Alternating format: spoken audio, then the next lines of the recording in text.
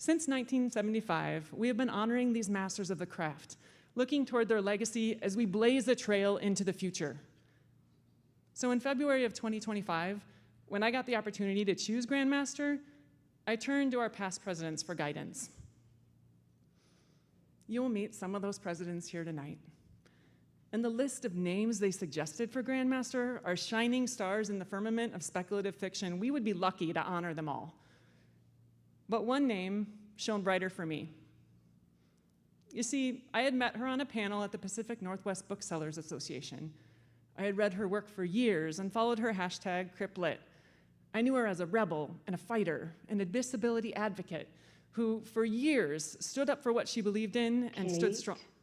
Kate? Kat? Yes, it's me. Everyone, Kat Rambo, past president. I was just wondering if there's any way I could help. This is a Nebula. It's a huge night, and it seems to be you've been putting up with a certain amount of... You know our Grandmaster really well. I would be delighted to. I first came to Nicola Griffith's work with Ammonite, and since then I have read her books with both pleasure and awe. She is our 41st Damon Knight Memorial Grandmaster. She is a novelist, an essayist, and a teacher. She has won 6 Lambda Literary Awards, a Nebula Award, an Otherwise Award, a World Fantasy Award, and the Los Angeles Times Book Prize. She is a master of the genre with a PhD and an incredible heart for social justice. She challenges us and encourages us to rethink our assumptions and to reconsider our perspectives. And all the time she does it, she tells a hell of a story. Please welcome to the stage my friend and our newest SFWA Grandmaster, Nicola Griffith.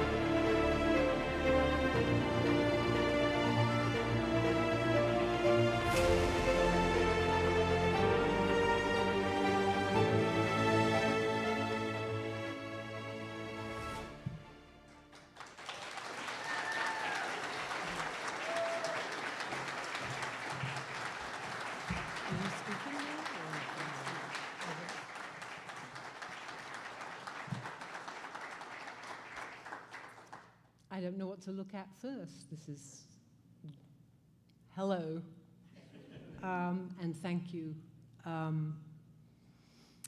Ever since Kate first called, I've been feeling this great, brimming sense of joy. You're my people.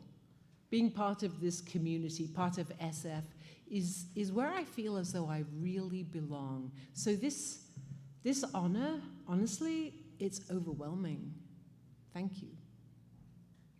My very first SFWA event was in 1992 at the Nebulas in Atlanta. Kelly and I didn't know anybody, but we were welcomed with open arms and dragged around from group to group and introduced to everyone. And I was amazed by the generosity. And that's when I knew I wanted to belong here, because SF is a culture of generosity. I'm guessing everyone in this room has helped and been helped by someone else here. No one does this alone. I certainly owe a lot to many people, and they deserve thanks. And instead of taking these few minutes now to thank them, I've written a blog post. It's either live or it will be soon. So please do go read it, because I really want those people to know how grateful I am. And I hope they will forgive me for not thanking them here from the stage, because tonight, while I have your attention, I'm sure you'll be shocked to hear I have a few things to say. What I want to talk about is world building and what it really means.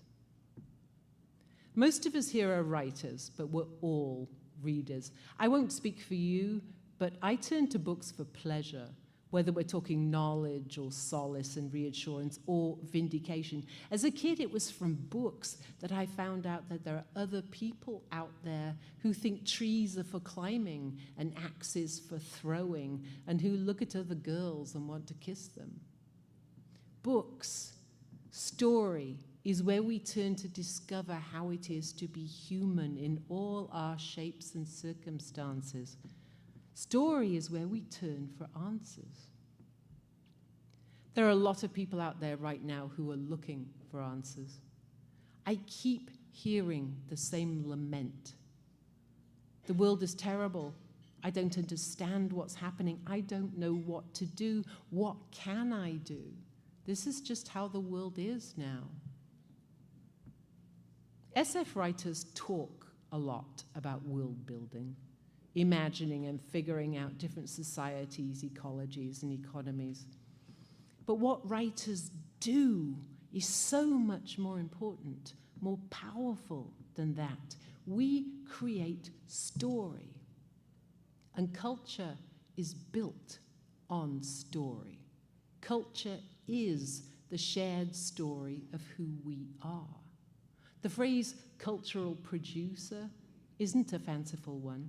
It's what we do. We create culture. We create worlds, including this one.